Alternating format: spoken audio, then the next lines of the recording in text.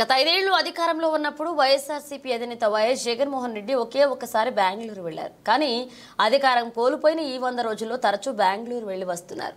దీని వెనక ఆసక్తికర చర్చ నడుస్తుంది.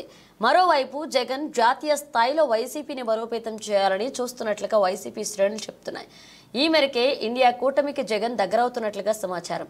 ఇదే జగన్ బెంగళూరు వెళ్లడం వెనుక అసలైన కారణంగా కూడా తెలుస్తుంది. ఇదిలా ఉండగా ఆంధ్రప్రదేశ్ రాష్ట్రంలో వైసీపీ ప్రత్యర్థిగా ఉన్న టీడీపీ, జనసేనలు ఎన్డీఏ కూటమిలో ఉన్నాయి. దీన్ని బట్టి ఎలా చూసినా ఎన్డీఏకి వ్యతిరేకంగా ఉన్న ఇండియా కూటమి వైపు జగన్ మొగ్గు చూపడంలో ఎలాంటి సందేహం లేదు. కాంగ్రెస్ పార్టీకి దగ్గరయ్యే ప్రయత్నంలోనే జగన్ తరచూ బెంగళూరు వెళ్తున్నారని వైసీపీ శ్రేణులు కూడా చర్చించుకుంటున్నాయి. కర్ణాటకలో అధికారంలో ఉన్న కాంగ్రెస్ ప్రభుత్వంతో ఈ మధ్య ఎక్కువగా జగన్ మంతనాలు జరుపుతున్నారట. ఆ రాష్ట్ర ఉప ముఖ్యమంత్రి పిసిసి అధ్యక్షుడు డీకే శివకుమార్ సహాయంతో జగన్ ఇండియా కూటమికి దగ్గరవుతున్నట్లుగా ప్రచారం ముమ్మరంగా సాగుతుంది.